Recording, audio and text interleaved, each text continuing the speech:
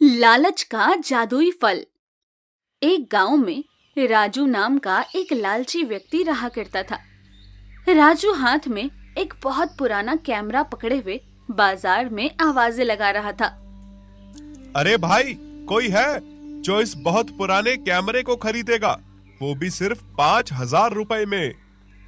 राजू की आवाज सुनकर एक व्यक्ति उसकी ओर आकर बोला, यह तो बहुत पुराना कैमरा मालूम होता है।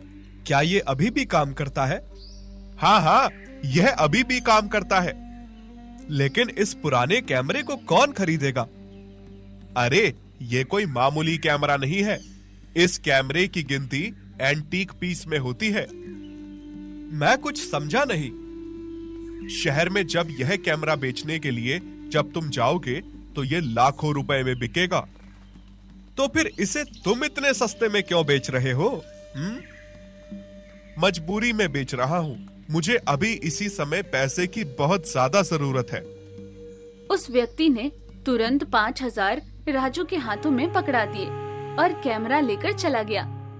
राजू खुशी खुशी अपने घर पर जाकर वो पैसे अपनी पत्नी के हाथ में पकड़ाते हुए बोला, यह लो नंदिनी, आज की मेहनत की कमाई। राजू की बात सुनकर उसकी पत्नी गुस्से से बोली, मुझे नहीं चाहिए तुम्हारी हराम की कमाई। जरूर आज भी ये पैसे तुम किसी भोले भाले इंसान को मूर्ख बनाकर ही लाए होगे। अरे नहीं नंदिनी, तुम्हें याद है कुछ दिन पहले मैं एक कैमरा लेकर आया था, वही बेचा है मैंने। क्या कह रहे हो तुम? वो कैमरा तो तुम किसी कबाड़ी वाले की दुकान से ऐसे ही उठा कर ले आए थे। सच सच बताओ, आखिर क्या झूठ बोलकर तुमने वो कैमरा बेचा है? अब बस भी करो। देखना राजू, तुम अपनी इसी लालचपन की वजह से एक दिन मुझे खो दोगे। राजू अपनी पत्नी से बहुत प्रेम करता था। वो उसकी बात का जवाब दिए बगैर घर से बाहर निकल गया। रास्ते में गांव का मुखिया मिल गया। राजू, तुम्हारी शिकायतें दिन ब दिन मेरे कानों में आ रही हैं। आखिर तुम कब सुधरोगे? मैंने अब ऐसा क्या कर दिया मुखिया जी? कुछ देर पहले तुमने एक व्यक्ति को खराब कैमरा झूठ बोलकर बेच दिया, तो इसमें मेरी क्या गलती? उस व्यक्ति को देखना चाहिए था ना कि कैमरा सही है या नहीं। सुधर जाओ राजू, लालच इंसान को अंधा कर देता है। कहीं ऐसा ना हो कि तुम्हें तुम्हारे लालच का फल किसी दिन भोगना पड़े। राजू मजाक उड़ाने वाले अंदाज में मुखिया की ओर देखकर बोला, मुखिया जी, मुझे मेरे लालच का फल जरूर मिलेगा, लेकिन वो फल भी एक जादुई फल होगा। इतना बोलकर राजू वहाँ से चला गया। वो गांव की सीमा तक पहुँचा ही था कि तभी एक पेड़ के नीचे से एक आवाज उसके कानों में टकराई, मेरी मदद कर बेटा। राजू ने देखा एक साधु जमीन पर लेटा हुआ कर रहा था।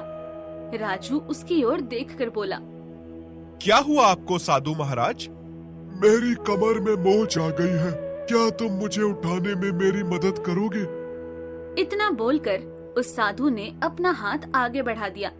राजू ने उसका हाथ पकड़कर उसे उठा दिया। तुमने मेरी मदद की है, इसके बदले में तुम जो मांगना चाहते हो मांग सकते हो। मुझे इतना धन चाहिए कि संसार में मुझसे ज्यादा धन किसी के पास ना हो। राजू की बात सुनकर वो साधु राजू की ओर गौर से देखता हुआ बोला, अधिक धन इंसान के मन में और लालच पैदा कर देता है बेटा, और लालच का कोई अंत नहीं होता। मगर मेरे लिए लालच की परिभाषा दूसरी है। आपको बता दूं, मुझे लालच अच्छा लगता है। राजू की बात सुनकर उस साधु ने जमीन से कुछ मिट्टी उठाकर राजू को पकड़ा दी और बोला, इस मिट्टी को जिस वस्तु से स्पर्श करेगा वो सोना बन जाएगी। मगर याद रखना, गलती से भी ये मिट्टी अगर किसी सोने पर पड़ गई तो वो मिट्टी बन जाएगा। राजू खुशी से चहकता हुआ अपने घर आ गया और सारी घटना अपनी पत्नी को बताते हुए बोला, अब मैं अपने घर की सारी वस्तुओं को सोने का बना दूंगा। इतना बोलकर राजू अपने घर की एक एक वस्तु के ऊपर उस मिट्टी के कण डालने लगा और वो सारी वस्तुएं सोने में परिवर्तित होने लगी। इतने ढेर सारे सोने को देखकर राजू की आंखों में एक अजीब सी चमक उठने लगी। वो चमक उसके अंदर के बढ़ते हुए लालच की थी। वो बड़बड़ाता हुआ अपने आप से बोला, मैं इस संसार की एक एक वस्तु को सोने में परिवर्तित कर दूंगा। राजू को बड़बड़ाते हुए देख नंदिनी राजू की ओर देखकर बोली, अब बस भी करिए। नंदिनी की बात सुनकर राजू को गुस्सा आ गया। वो गुस्से में मिट्टी के कुछ कण नंदिनी के ऊपर फेंकते हुए बोला, मूर्ख औरत, मेरे साथ साथ तू भी और अमीर बनेगी। मगर मिट्टी के कण गिरते ही नंदिनी मिट्टी की मूर्ति में परिवर्तित हो गई। नंदिनी को मिट्टी में परिवर्तित होता देख राजू के हाथ पैर फूल गए। ये कैसे हो गया? वो दौड़ते हुए उसी जगह पर पहुंचा जहां पर वो साधु से मिला था। वो साधु अभी भी वहां पर खड़ा हुआ था। साधु राजू से बोला, क्या हुआ? तुम्हारे चेहरे पर इतनी घबराहट क्यों है? तुम्हें तो खुश होना चाहिए। राजू रोते हुए सारी घटना साधु को बताते हुए बोला, मेरी पत्नी मिट्टी में कैसे परिवर्तित हो गई साधु महाराज, उसे सही कर दीजिए। तुम्हारी पत्नी तन और मन से सोना थी राजू। तुमने जैसे ही मिट्टी के कण उस पर फेंके, वो मिट्टी की बन गई। अब कुछ नहीं हो सकता। इतना बोलकर साधु वहां से चला गया और राजू रोता हुआ अपने घर आ गया। उसके अंदर का लालच अब खत्म हो चुका था, क्योंकि उसे उसके लालच का जादुई फल मिल चुका था।